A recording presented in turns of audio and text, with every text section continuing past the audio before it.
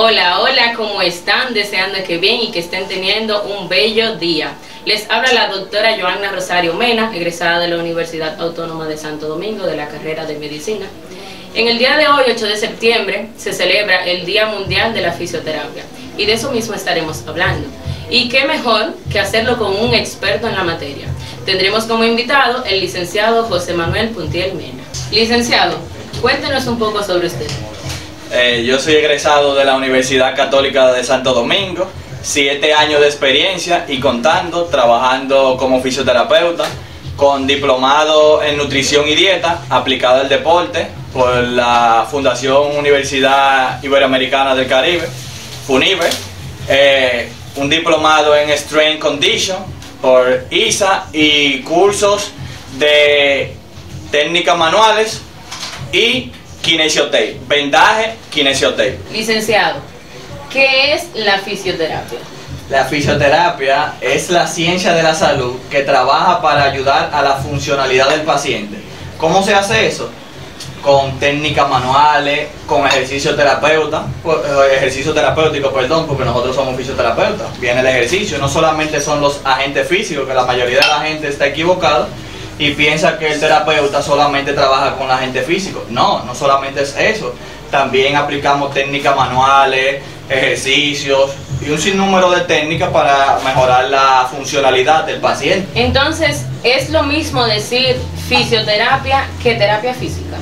Es lo mismo en el sentido de que son sinónimos. Cuando se habla de fisioterapia y terapia física, se está hablando de la acción, un ejemplo de la terapia. Ahora, cuando se habla de fisioterapeuta o terapeuta físico, ya se sobreentiende que es sobre la persona, sobre nosotros. Muy bien. Díganos unas cuantas de las funciones que hace la fisioterapia. Las funciones que realizamos nosotros como fisioterapeutas, ejemplo, ayudar a disminuir el dolor, ayudar a mejorar la funcionalidad del paciente. Un ejemplo, si un paciente perdió su rango de movilidad, su movimiento para realizar una función, por ejemplo, trabajar como mecánico o como electricista, por mencionar algunas funciones, algunas tareas que se realizan, nosotros trabajamos en el enfoque para que el paciente pueda realizar esas funciones. ¿Qué otra cosa? También trabajamos el área de cognitiva junto con los terapeutas ocupacionales y la readaptación. ¿Por qué decidiste ser fisioterapeuta y qué es lo que más te gusta y lo que menos te gusta de ella? Muy buena pregunta. Yo decidí ser fisioterapeuta porque practicaba béisbol y no pude llegar a ser pelotero y elegí la carrera para mantenerme vinculado en el deporte. Ahora, ¿cuáles son las cosas que más me gustan y las que menos me gustan? Esa fue la pregunta, ¿verdad? La cosa que más me gusta es cuando el paciente logra mejorar, aunque sea un poco, pero que logró mejorar en comparación a cómo llegó. Porque no siempre se puede mejorar al 100%. Eso hay que tenerlo presente. Ahora, ¿qué no me gusta? Un ejemplo, que la gente piense, la mayoría de las personas, que nosotros como terapeutas, un ejemplo, solamente estamos para dar masaje. No, ya eso se quitó hace mucho, ya esa creencia ya.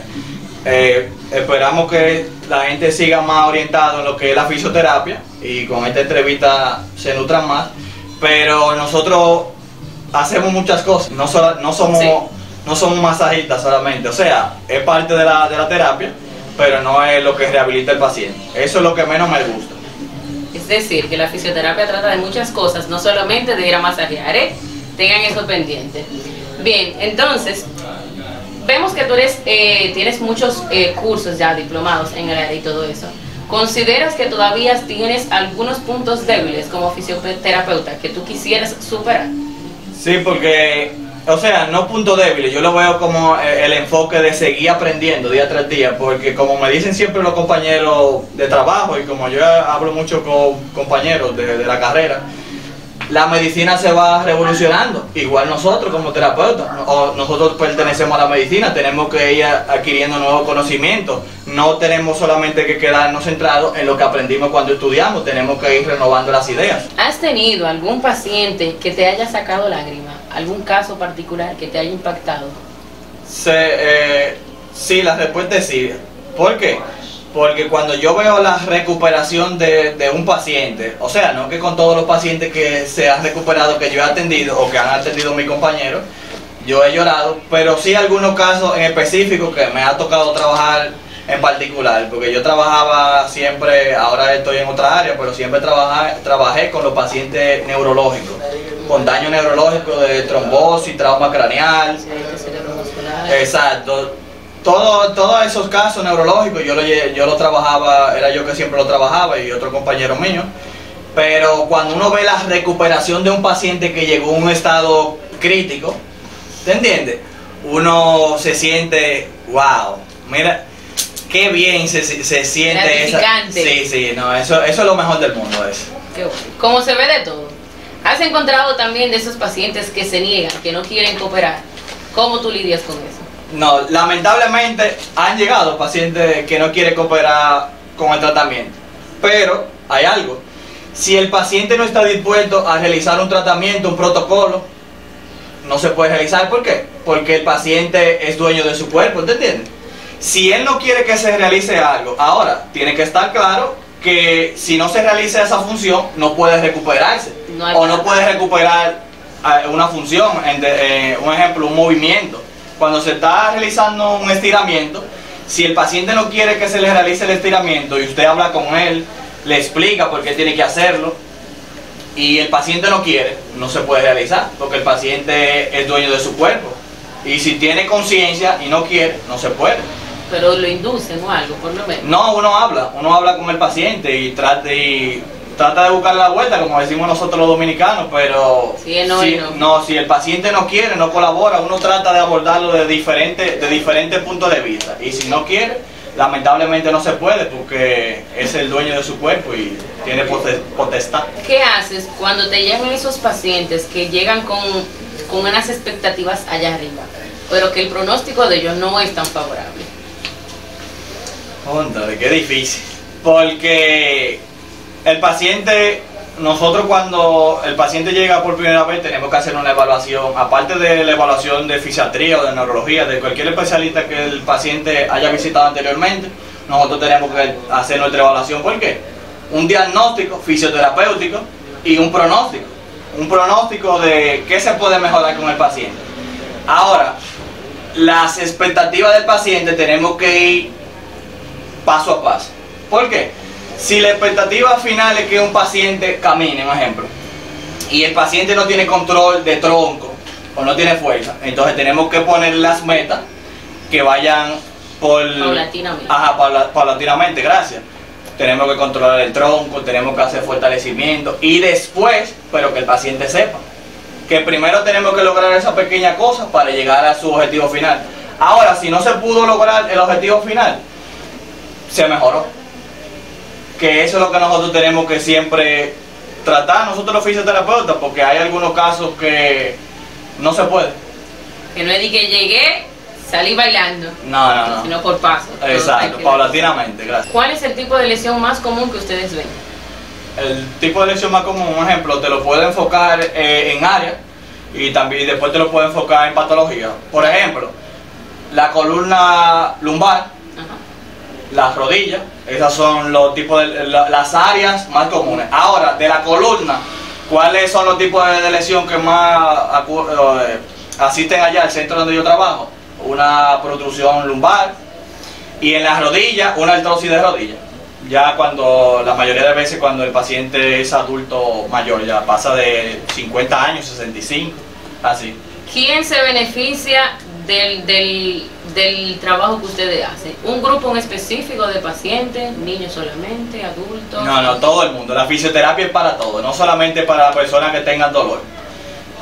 Nosotros trabajamos un enfoque holístico, como le gustaba decir mucho a la profesora Rafelina, me recuerdo yo, Rafelina Terrero, siempre nos decía esa frase: al paciente hay que verlo como un enfoque holístico, como un todo. Hay que trabajar todo a ese paciente. Cada uno de nosotros somos individuales, ¿entiendes? Aunque seamos, un ejemplo, que seamos masculinos o femeninos, no importa, tiene su característica. ¿Es normal que una persona después que haga una sesión de fisioterapia tenga dolores musculares? Sí, ¿por qué? porque el paciente tiene que... Hay unos principios que son de entrenamiento. Entre uno de los principios del entrenamiento en general, no solamente en el deporte, del entrenamiento, es la adaptación. ¿Entiendes? Si el paciente no está adaptado a una carga, entonces va a sentir la molestia. Ahora, después que ya tenga un par de semanas realizando la sesión de entrenamiento, ya el dolor va a ir disminuyendo. ¿Es normal que me chasqueen las articulaciones, que me suene la articulación? Wow, qué pregunta, Dios mío. Es que no es normal, porque el líquido sinovial, eso quiere decir que hay una disminución del líquido sinovial, que el líquido sinovial es el que ayuda a la lubricación de la articulación. Entonces hay un problema con el líquido sinovial. No, hay un fallo ahí. Entonces, si usted le chasquean las articulaciones, visite un ortopeda, visite un fisioterapeuta, que eso se resuelve. Exacto. Ante una inflamación, ¿qué sugieres? ¿Calor o frío? ¿Y por qué? Lo que pasa es que eso depende del tiempo de la inflamación. Ok. ¿Por qué? Si la inflamación es aguda, tenemos que aplicar frío, porque el frío es lo que va a ayudar con la vasoconstricción. Ya eso es un término que ustedes manejan, sí, que tú deberías de explicarlo yo. Entonces, pero ya si tenemos una inflamación, 3 meses, un paciente con una inflamación en las rodillas, en cualquier parte, o sea, si no tiene líquido, porque es diferente la inflamación que, por ejemplo, tener un exceso de líquido sinovial, ¿te entiendes? Porque si ya tiene un exceso de líquido, hay que trabajar con frío, porque entonces el calor le aumentaría el líquido. ¿En qué consiste una sesión de fisioterapia?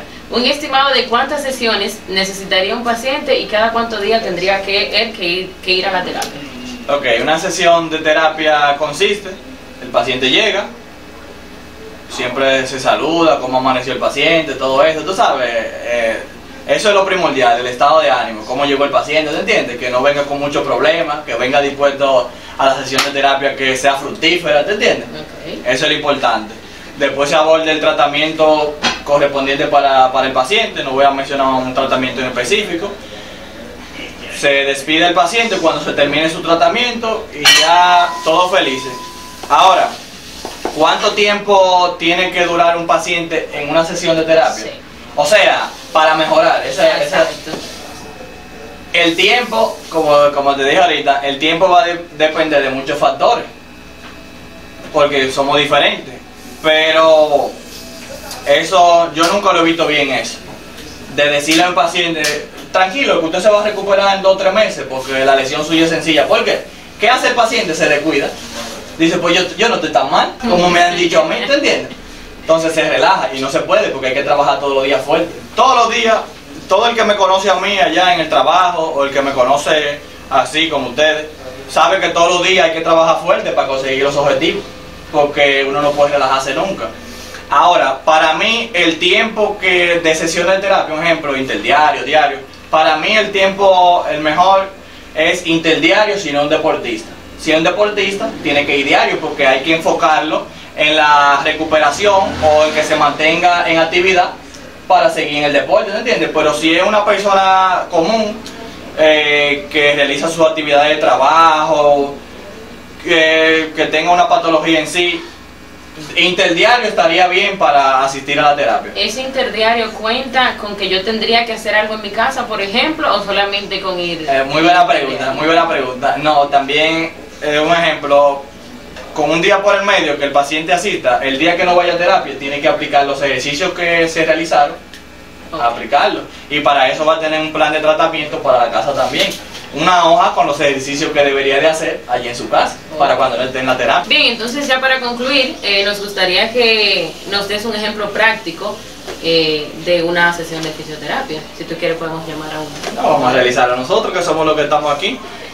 Vamos a hacer un ejemplo breve. Un paciente que llegue con un dolor en el área del pulgar, tenemos que realizar los ejercicios que nos lleven a valorar cuál es el tendón o cuál es el músculo que está afectado.